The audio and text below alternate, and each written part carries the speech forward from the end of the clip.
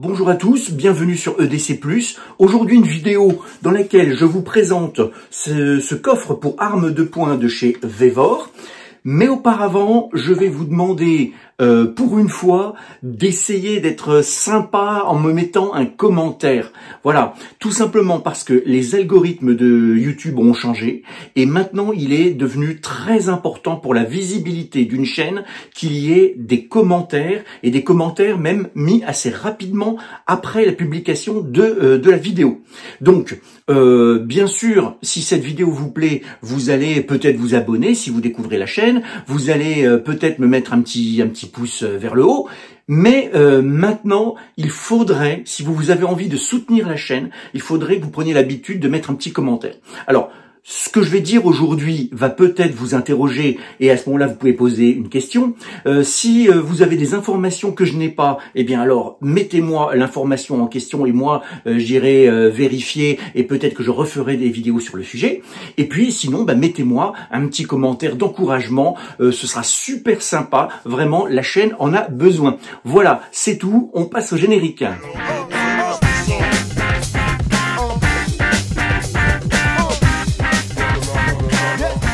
Alors pour commencer, je vais vous expliquer pourquoi j'ai acheté ce coffre pour armes de poing de chez Vevor. Eh bien, tout simplement parce que depuis quelque temps, j'ai acquis le Piexon JPX 6 et comme vous le savez peut-être, je ferai une vidéo dessus, comme vous le savez peut-être, cette arme projette de manière pyrotechnique une espèce de produit à base de poivre qui est très concentré.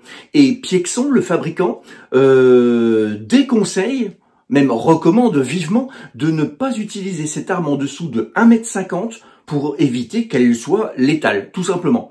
Donc c'est vraiment une arme qui peut être très dangereuse, et moi je ne voulais pas qu'il y ait le moindre accident possible dans ma maison, que ce soit un adulte ou un enfant qui trouve cette arme et qui se mette à l'utiliser parce que elle ressemble quand même un petit peu à un pistolet laser façon Star Wars. Donc du coup, moi je voulais éviter tout accident et je voulais que ce soit protégé, bien enfermé, et il n'y avait pas de souci comme ça. Alors, j'ai fait un petit tour sur Internet pour trouver ce genre de truc. Évidemment, ce modèle, on va le trouver sur pas mal de sites. Je dois reconnaître que je l'ai vu sur AliExpress, on va le trouver sur d'autres sites comme Amazon, etc. Et puis à un moment donné, je suis tombé donc sur une vidéo de quelqu'un qui le présentait déjà de chez Vevor, mais je pense que c'est un modèle qu'on va retrouver à l'identique un peu partout. Quoi qu'il en soit, je suis allé faire un tour sur le site Vevor. Alors, j'aime autant vous dire que mes vidéos ne sont pas sponsorisées, je ne touche à rien. Donc, je ne fais pas du tout de publicité pour cette marque. Je suis allé voir donc sur le site Vevor et il se trouve que le produit était à peu près 88 €, que si on s'inscrivait, on avait 12 €, si on s'inscrivait à la newsletter notamment, on avait 12 € de réduction ou un truc dans le genre, je ne sais plus exactement, 11 €. Et puis, en plus, il faisait une petite promo dessus, donc j'avais encore quelques euros supplémentaires. Ce qui fait que j'ai fini par l'avoir à un peu plus de 66 €, me semble-t-il. Et vous, si vous vous inscrivez, vous devriez l'avoir à tout moment dans les 70 €. Alors je me suis dit, pour 70 €, je vais tester le truc, je vais voir si ça correspond exactement à mes besoins. Alors, description du produit. Donc, c'est un produit qui est vraiment fait pour une arme de poing. Il y a à l'intérieur un emplacement donc dans de la mousse qui est prévu donc pour une seule arme de poing, pas forcément très grande. Vous voyez, si vous suivez la chaîne et que vous connaissez un petit peu les armes de chez Humarex, vous pourrez mettre dedans sans problème un HDR 50, ça rentre sans aucun souci. Par contre, le HDR 68 ne rentrera pas. Donc, ce système d'ouverture est multiple. Vous pouvez utiliser la clé. Voilà, il y a deux clés qui sont fournies. Vous pouvez utiliser un code ou vous pouvez utiliser donc l'empreinte digitale. Point fort de ce coffre, point fort, c'est vraiment le système de programmation. Il y a à l'intérieur, ici là au fond, un petit bouton sur lequel on appuie quelques secondes et hop, on choisit son code ou on met son doigt pour une empreinte et c'est enregistré.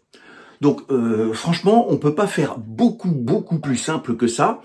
Je dois dire que pour l'empreinte digitale, ça marche pas à 100%, ils disent eux-mêmes que ça marche à 98%. Moi, je dois reconnaître que ça marche quasiment tout le temps, mais il y a eu des ratés. Mais en tout cas, voilà, ça ne posera normalement aucun problème. Donc, moi, j'ai enregistré 2 empreintes digitales, ma femme a enregistré les siennes, et comme ça, on peut accéder tous les deux au contenu du coffre. Le point faible, c'est vraiment, à mon avis, le système d'accroche au mur. Alors, il est fourni avec un petit support que je vais vous montrer, avec un petit support qui se fixe au mur, et après, on vient clipser le coffre dans le support, et après, il faut accéder à l'intérieur à un petit trou pour mettre une petite vis pour ce 3e trou, de manière que le coffre ne bouge pas quand il est au mur. Alors, je dois dire que autant mettre le truc au mur, clipser dessus, c'est super simple, autant accéder au trou qui est là, avec un tournevis comme ça, c'est vraiment très compliqué. Donc moi, je n'ai pas le matériel, c'est simple, je n'ai pas un tournevis me permettant comme ça d'aller dans un coin, donc il va falloir que j'acquière un outil spécial pour ça. En attendant, ce coffre est juste chez moi, donc clipsé au mur, et on va dire qu'un enfant ne l'arrachera pas facilement. Par contre, effectivement, si des cambrioleurs venaient dans la maison à un moment donné où je ne suis pas là, ils pourraient même embarquer le coffre pour l'instant, puisqu'il n'est pas scellé, hein, il n'est pas accroché définitivement au mur. Bon, donc pour l'instant, j'en suis là. Je trouve que ce système, voilà, avec la petite vis à l'intérieur, c'est pas vraiment très simple. Deuxième point, un peu négatif, on va dire, c'est l'ouverture. Si vous regardez bien, là, je vais vous le pencher un peu en avant. Vous voyez? Là, il n'a pas reconnu la première fois, j'avais mal positionné mon doigt. Vous voyez, ça ne s'ouvre pas à 100%.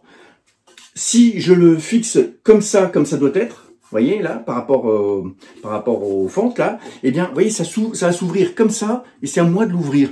Alors, il y a une petite lumière à l'intérieur qui permet de bien voir, et puis, bon, à partir du moment où il est ouvert, il n'y a qu'à faire ça pour prendre l'arme. Ce n'est pas très compliqué. Mais on va dire que, voilà, il ne s'ouvre pas, chez moi en tout cas, à 100% dans la position bien verticale dans laquelle je l'ai mis. Bon, c'est à savoir. Je vais essayer de graisser un petit peu. Peut-être que simplement ça accroche un peu. Je ne sais pas, je vais voir.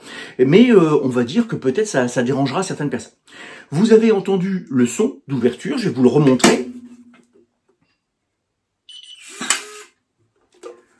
Ce n'est pas 100% silencieux. C'est-à-dire que si vous voulez vraiment ouvrir ce coffre discrètement dans votre chambre, sans montrer que vous êtes là à des cambrioleurs qui sont déjà dans la maison, ce n'est pas 100% silencieux. Ce n'est vraiment pas très bruyant. Là, peut-être que face au micro, on l'entend beaucoup, ce n'est pas très bruyant. Mais bon, voilà, il faut savoir que ce n'est pas en mode furtif total. Que dire d'autre ? Eh ben écoutez, moi, j'ai pas grand-chose d'autre à dire sur ce coffre. On va dire que pour mon utilisation, c'est-à-dire protéger juste l'arme de chez Piexon, le JPX 6, et empêcher qu'un enfant puisse le manipuler comme ça à l'improviste, eh bien, ça remplit parfaitement sa fonction. Après, si vous avez une arme de poing à feu, hein, cette fois-ci, ce coffre, il va bien falloir le sceller dans le mur convenablement, et peut-être que vous jugerez que ce n'est pas assez renforcé pour une arme à feu. Je ne sais pas. Au niveau de la législation, si j'ai bien compris, pour les armes à feu de catégorie B par exemple, les armes de poing, elles doivent être effectivement mises dans un coffre fort ou dans une armoire forte avec les munitions à part, etc. Est-ce que pour la législation, cette boîte renforcée, on va dire, hein, c'est plus une boîte renforcée qu'un vrai coffre-fort. Est-ce que ça suffit pour une arme de catégorie B? Ça, je l'ignore. Je dirais bien que oui, mais je l'ignore. Donc justement, mettez-moi un petit commentaire si vous pouvez me préciser si cette boîte-là suffit pour une arme de catégorie B. Après, pour une arme de catégorie D, vu qu'il n'y a pas de législation sur les armes de type lanceur de billes Humarex ou lanceur de gaz au poivre type Piexon, s'il n'y a pas de législation concernant leur stockage à la maison, bah forcément, ça sera toujours positif, c'est obligatoire. Voilà, donc c'est tout pour cette vidéo. J'espère que ça vous a suffi, soit pour vous dire que c'était pas pour vous, soit pour vous dire que finalement, pour 70 €, c'est un achat quand même important pour éviter tout accident à la maison quand on a des enfants, même avec des armes de catégorie D. Eh bien, écoutez, si ça vous a plu, mettez-moi le petit pouce, s'il vous plaît. Mettez un petit commentaire pour me dire que ça vous a plu, ou faites-moi des remarques. Et puis, on se retrouve bientôt pour une autre vidéo, notamment de présentation du JPX 6 de Piexon. Salut!